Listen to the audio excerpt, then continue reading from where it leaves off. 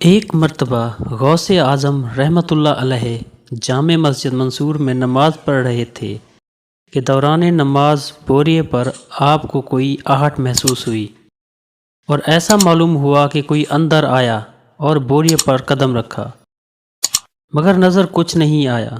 آپ بدستور نماز پڑھ رہے، جب رکوع میں گئے تو کیا دیکھتے ہیں کہ ایک زہریلا اور خوفناک سانپ منہ کھولے بیٹھا ہے۔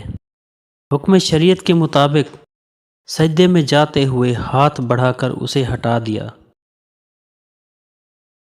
سجدہ کرنے کے بعد جب قعدہ میں گئے تو سانپ آپ کی رانوں پر سے ہو کر گردن پر سوار ہو گیا۔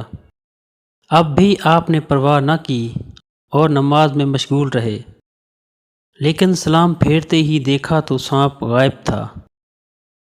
آپ کو خیال بھی نہ ہوا کہ کیا واقعہ پیش آیا ہے۔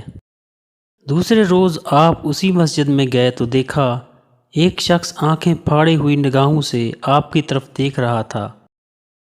آپ سمجھ گئے کہ اس ویرانے میں اور اس حیت قضائی کے ساتھ سوائے جن کے اور کوئی نہیں ہو سکتا۔ آپ نے یہ خیال کیا ہی تھا کہ اس نے آپ کو مخاطب کر کے کہا کہ کل نماز میں جو سانپ آپ نے دیکھا تھا وہ میں ہی ہوں۔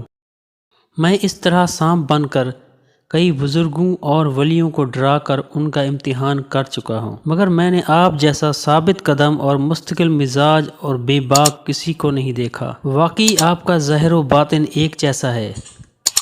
یہ کہہ کر اس نے اسی وقت آپ کے ہاتھ پر توبہ کی اور عہد کیا کہ اب میں خدا کی عبادت میں مشغول رہوں گا، نہ کسی کو ڈراؤں گا نہ ستاؤں گا۔